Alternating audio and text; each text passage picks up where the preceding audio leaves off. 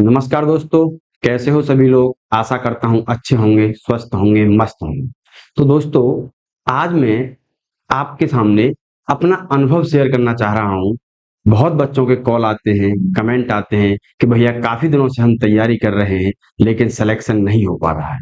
दोस्तों, मैंने अपनी लाइफ में एक एग्जाम दिया था गवर्नमेंट जॉब के लिए 2017 में, और 2018 में मेरी ज्वाइनिंग हो गई थी। तो वो एक्सपीरियंस मैं आपके सामने शेयर करना चाह रहा हूं। तो देखिए, सबसे पहले तो एक बात याद रखना दोस्तों, कि सिलेक्शन लेने में कभी जल्दबाजी मत करना। होता क्या है कि बच्चे जैसे ही एग्जाम आता है, एग्जाम से जस्ट 1 महीने पहले, 2 महीने पहले अपनी तैयारी शुरू करते हैं। तो अब आप बताइए कि 1-2 महीने में कौन सा सिलेबस तैयार होना है। हालांकि आज के दौर में लोग मैराथन करा के 4 घंटे 5 घंटे की एक क्लास में एक पूरा चैप्टर खत्म करा दिया, वो सारी चीजें कर रहे हैं। लेकिन वो उन लोगों के लिए हैं जो ऑलरेडी अपना समय तैयारी में दे चुके हैं। ठीक है। तो मेरा मानना यह है कि भाई साहब, 6 महीने एटलीस्ट गायब होना पड़ेगा। 6 महीने के लिए आपको प्रॉपर समय देना होगा। तो देखिए, जैसे ही आप किसी भी एग्जाम की तैयारी करने जा रहे हो, कोई भी एग्जाम अगर आपको देना है, तो सबसे पहला पॉइंट ये है कि उसका सिलेबस चेक करें। पहले उसका सिलेबस चेक करें। अब देखिए, आपने ये देखा होगा कि बहुत से बच्चे 3-4 साल से लगे होते हैं और एक बच्चा 6 महीने में आके सिलेक्शन ले जाता है। क्यों? क्योंकि भाई वो स्मार्ट स्टडी करता है। वो ऐसे जल्दबाजी नहीं करता कि बस मैराथन ले ली और लास्ट में मॉक टेस्ट लगा लिए। उससे कुछ नहीं होगा भाई। पहले सिलेबस तो कंप्लीट हो, पहले सिलेबस तो कंप्लीट हो। तो इसमें हम आज ये जानेंगे दोस्तों कि हमें सिलेबस में जो सब्जेक्ट हैं, जैसे math, reasoning, Hindi, English, GS, इनको कैसे कवर किया जाए, किस तरह से हमारी अप्रोच रहे कि ताकि हम इनको अच्छे से कवर कर सके, अच्छे से रिवीजन कर सके। तो मैं आज इस पर चर्चा करूंगा दोस्तों। तो पहले समझिए, किसी भी एग्जाम के लिए हमें सिलेबस जानना बहुत जरूरी है। हमें सिलेबस को बहुत अच्छे से समझ लेना चाहिए कि सिलेबस में कौन कौन से टॉपिक आ रहे हैं, किस तरह के चैप्टर आ रहे हैं। वो सिलेबस पहले कंप्लीट होना चाहिए। तो दोस्तों, मैं आपको बता रहा हूं, इसमें सबसे पहला पॉइंट आता है सब्जेक्ट का। ठीक है। देखिए, जनरली सब्जेक्ट होते हैं भाई मैथ, रीजनिंग,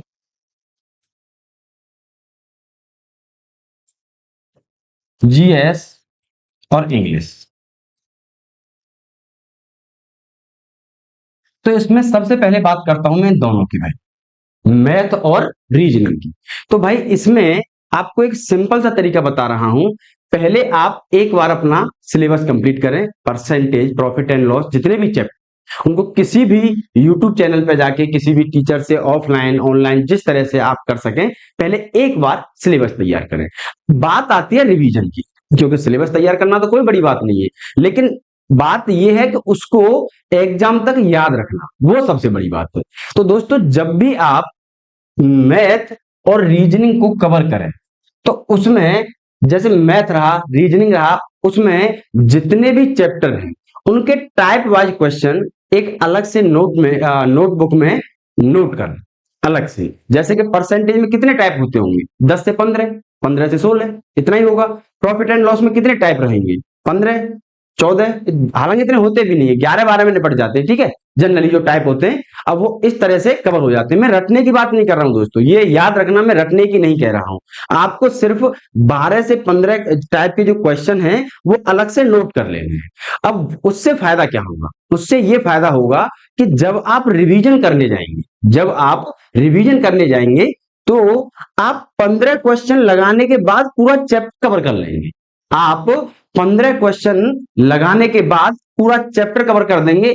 उसके बाद आप प्रैक्टिस कितनी भी करो, ये मैटर नहीं करता। आप 15 क्वेश्चन लगाने के बाद आपका पूरा चैप्टर कवर हो जाएगा। 12 क्वेश्चन लगाने के बाद पूरा चैप्टर कवर हो जाएगा। अब उसके बाद आपके पास समय है, आपके पास अगर समय है तो आप और प्रैक्टिस कर सकते हैं अपनी स्पीड बढ़ाने के लिए, अपनी कैलकुलेशन बढ़ाने के लिए। लेकिन वो जो आपने क्वेश्चन नोट किए थे, उससे आपको ये फायदा हो गया कि वो क्वेश्चन लगाने के बाद आपका पूरा चैप्टर कवर हो गया। अब आप बताइए कि अगर आधा घंटे के अंदर आप 15 क्वेश्चन लगा दे रहे हो, तो इसका मतलब समझ रहे हो आप, आधा घंटे में आपने पूरा चैप्टर कवर कर लिया। आपने प्रॉफिट एंड लॉस के 10 से 15 टाइप के क्वेश्चन जो बनते हैं उनमें से एक एक क्वेश्चन लेके अलग से नोटबुक में अगर नोट कर लिया, तो जब आप प्रैक्टिस करने जाएंगे, जब आप रिवीजन करने जाएंगे, तो आधा घंटे के अंदर, मात्र आधा घंटे के अंदर आप वो चैप्टर कवर कर देंगे। अब उसके बाद आप प्रैक्टिस करना चाहो वो प्रैक्टिस कर सकते हो। तो ये दोनों ही चीजों में है भाई, मैथ और रीजनिंग में ये आपके अलग से नोट्स होने चाहिए। ठीक है भाई, तो ये तरीका मैथ और रीजनिंग का है। बाकी देखिए लास्ट में मॉक टेस्ट तो लगाना ही है, उसके लिए मैं बताऊंगा आपको। अब बात आती है भाई, जैसे मैं इंग्लिश के बारे में बात करूं, इंग्लिश में ग्रामर के क्वेश्चन लगभग सब लोग कर लेते हैं। इंग्लिश में ग्रामर लगभग सब लोग कर लेते हैं। बात आती है वोकैब की, वोकैबुलरी की। ठीक है, अब उसमें दोस्तों क्या होता है कि आज आपने मान लो सिनोनिम्स याद किए, एंटोनिम्स याद किए, इडियम फ्रेज याद किए, अब आज याद कर लिए, कल याद कर लिए, उसके बाद में आप ध्यान नहीं दोगे।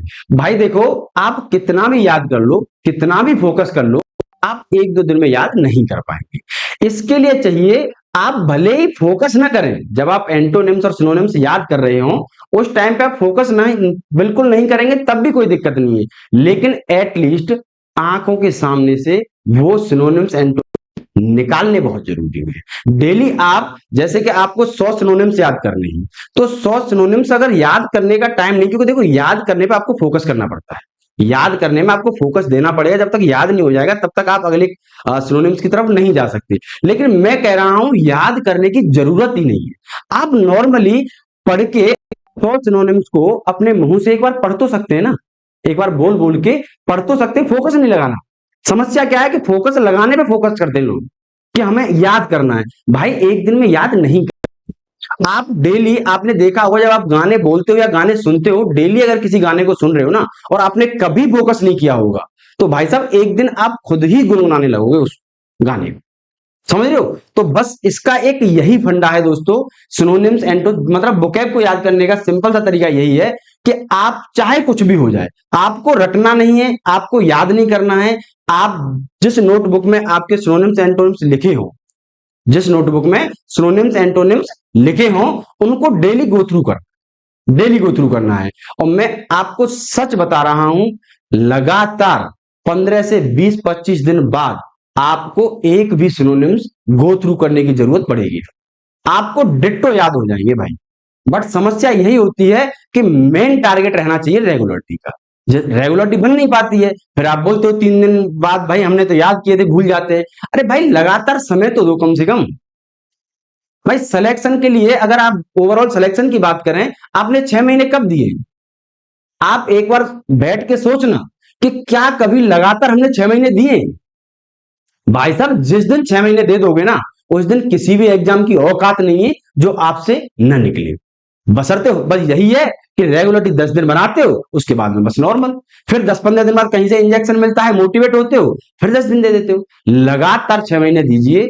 मैं बता रहा हूं कि एक ज्वाइनिंग लेटर नहीं, आपके घर पे 10-10 ज्वाइनिंग लेटर होंगे, क्योंकि एक बार सिलेबस कंप्लीट हो गया 6 महीने के बाद, तो जो भी एग्जाम देंगे निपटा देंगे भाई। समझ रहे हो? तो इंग्लिश का बस यही फंडा है वोकैब का। जैसे आपने अगर देखा होगा, जब आप रास्ते में जा रहे होते हैं तो दोस्तों कोई धर्मशाला होती है, मंदिर होता है, रास्ते में स्कूल होता है, तो कभी आपने वहां खड़े होकर कभी ये फोकस किया है कि भाई यहाँ धर्मशाला है, यहाँ धर्मशाला है, यहाँ धर्मशाला है? कभी रटने की कोशिश की है?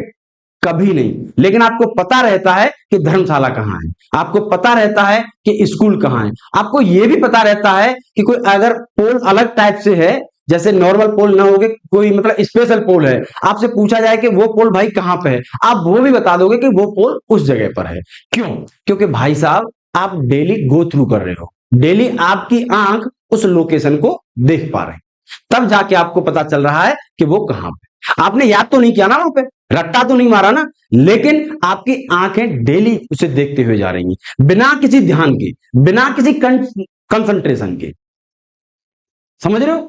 तो भाई साहब इंग्लिश में ये चीज ध्यान रखना कि रेगुलरिटी के साथ किसी भी वोकैब को, किसी भी, जैसे ऐसा तो होता नहीं है दोस्तों कि मीनिंग्स कितनी याद करें, कहां से याद करें। भाई सबका अपना एरिया होता है, हर कंपटीशन का अपना एरिया होता है वोकैब का। ऐसा नहीं होगा कि आपको सिनोनिम्स एंटोनिम्स मैथमेटिक्स से वर्ड ला के पूछ लिए जाए, एमबीबीएस से वर्ड ला के पूछ लिए जाए। हर एग्जाम का अपना एरिया होता है। प्रीवियस ईयर क्वेश्चन आप निकालिए, वहां से सिनोनिम्स आप प्रैक्टिस करिए, प्रैक्टिस करते करते और उनको गो थ्रू करिए। प्रैक्टिस करनी है क्वेश्चनों की, उससे बहुत लाभ होगा। आप उससे लाभ ये होगा, आपने ये क्वेश्चन कोई सिनोनिम अगर आपको नहीं पता है, अब आप आगे क्वेश्चन लगाओगे तो सेम क्वेश्चन फिर से आएगा। अब सेम क्वेश्चन फिर आएगा तो फिर आपका माइंड स्ट्राइक करेगा कि भाई ये पीछे मैंने क्वेश्चन किया था लेकिन याद नहीं रहा। आप वापस जाओगे, अब वापस जाने के बाद फिर वहां से एक बार 50% आपको याद हो जाएगा। अब तीसरी बार वही क्वेश्चन आएगा तो भाई साहब फिर आप भूलोगे, लेकिन आप ऑलरेडी 2 बार 50% माइंड में स्ट्राइक कर चुका है। अब तीसरी बार जब आप वापस आके देखोगे तो अब आपको 100% याद हो जाएगा। अब आपको 100% याद हो जाएगा। तो ये रहा भाई साहब इंग्लिश का। तो ये जीएस का क्या है दोस्तों, जीएस का आपको बताता हूं कि जीएस का देखो अपना एक एरिया होता है।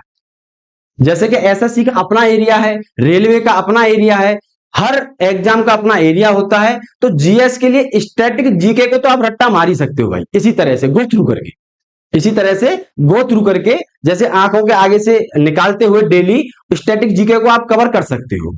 अब रही बात भाई करंट वगैरह की, अब इसमें दोस्तों जो प्रीवियस ईयर क्वेश्चन है, जैसे करंट वगैरह के वो तो आपके लेटेस्ट में चल ही रहे हैं, उन पर तो ध्यान देना ही पड़ेगा आपको। लेकिन मान लो जैसे कि ज्योग्राफी, हिस्ट्री, जो प्रीवियस ईयर क्वेश्चन है उन पर फोकस करना पड़ेगा भाई, उन पर सबसे ज्यादा फोकस करना पड़ेगा। और जीएस के लिए एक चीज और बता दूं आपको, जैसे तो जनरली आप जानते ही हैं भाई, जीएस एक ऐसी सब्जेक्ट है जिसका जनरली कोई भरोसा होता नहीं है, लेकिन भरोसा तब हो जाता है जब आप और सब्जेक्ट से एक्स्ट्रा टाइम देने लगो।